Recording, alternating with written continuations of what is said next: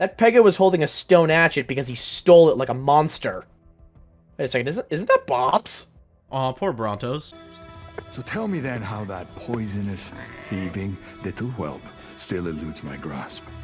She who stole my artifact, who unleashed a horde upon my soldiers, who was smuggled into my garrison by you. She is but one, my lord, and even with allies, they are rabble. Children at best, vermin at worst. They cannot threaten you. This scene here is where Rockwell starts to realize that Nerva could probably very easily kill him. Rockwell has likely been living in a lot of comfort for a while, and this sudden act of violence most definitely catches him off guard.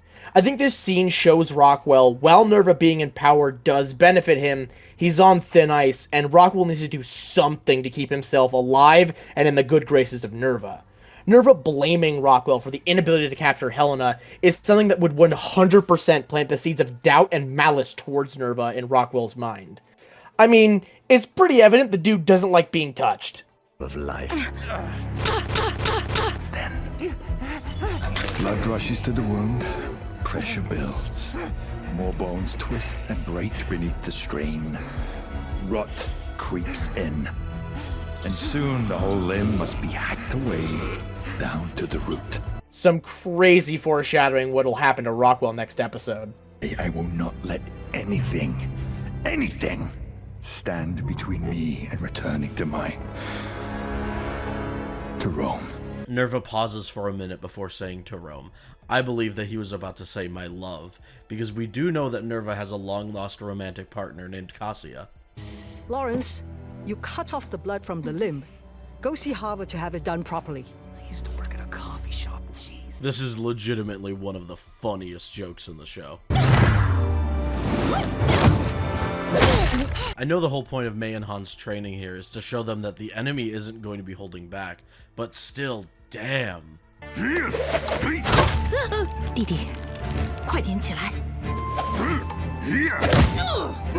Oh my god, I felt that. Did anyone else feel that? What you drawing? This dossier that Helena's drawing is almost a one-to-one copy of the one from the game. That's really cool. What? Hey! Megalania. Not to brag or anything, my cooking is so good, all kinds of critters line up for a taste.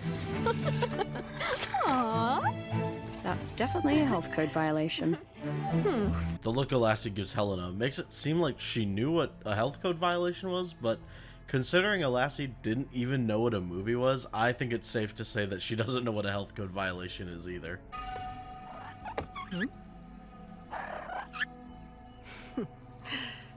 Me too. Fun fact, in this scene, the dodo says, I like women. Scary keeps being left on neutral, a rookie mistake. Gallimimus.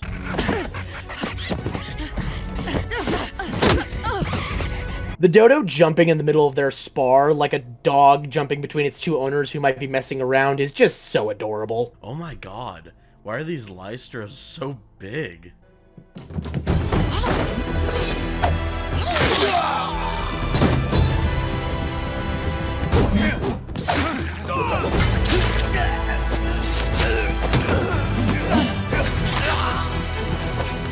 This scene with May is just phenomenal. I'm so glad that the show was able to make me love this character, who I never really cared for in the notes. How did you survive that? I did not.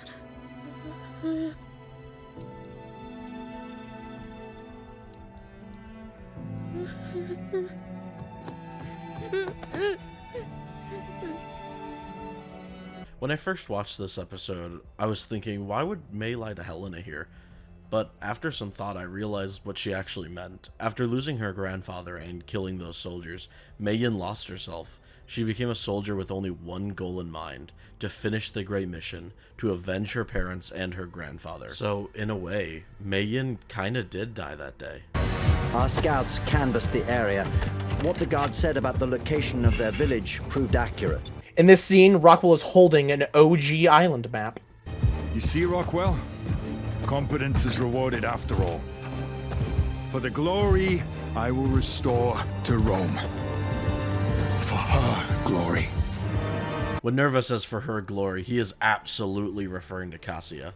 Give them fire enough to make another hell! Jesus, Gerard Butler was born to play this role. Tell me where they are. There!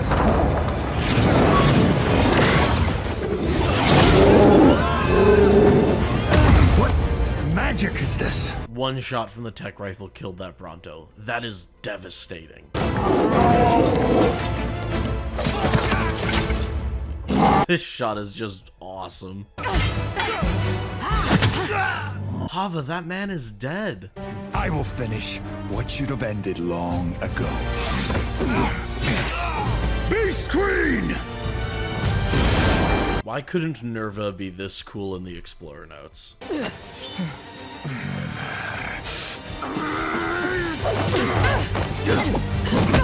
Honestly, I feel like if Helena wasn't here and it was just May versus Nerva, May might have been able to pull off a victory, but since Helena keeps getting kicked around by Nerva, leading to May having to defend Helena, I think it gave Nerva the advantage he needed to win the fight.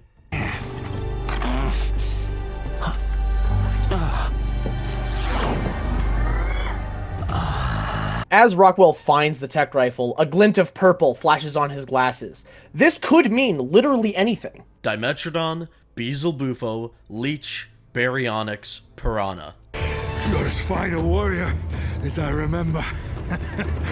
Fate made us enemies, but in another life, we would have made formidable allies. Give me 1,000 lives, and I would give you 1,000 deaths. I don't really have anything to add to this scene, I just think it's really cool.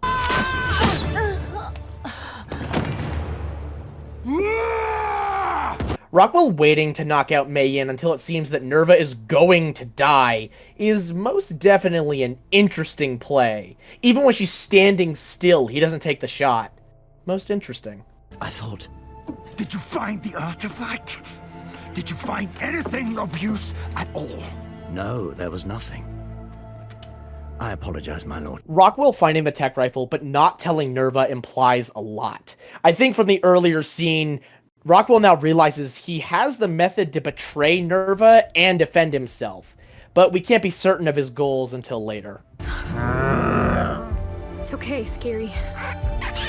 They're gonna be okay. Whoever animated Scary in this scene needs a damn raise. He looks so sad. If anything happens to Scary the Parasaur in Part 2, there will be consequences. And there we have Episode 5. I really like this episode, and it sets up a lot of stuff for Episode 6, but also it kind of sets up a lot for Part 2 as well. The biggest standouts this episode was absolutely Rockwell and Nerva, with Nerva hinting that his motivations go beyond his love for Rome, and Rockwell playing in his own game that could have a major impact on the arc moving forward. Once again, I'd like to thank Blockbeam for finding some neat little details that we went over, along with voicing his segments in the episode. As always, his channel will be linked in the description. Thank you all for watching, and I will see you for episode 6, which, spoiler alert, is my favorite episode.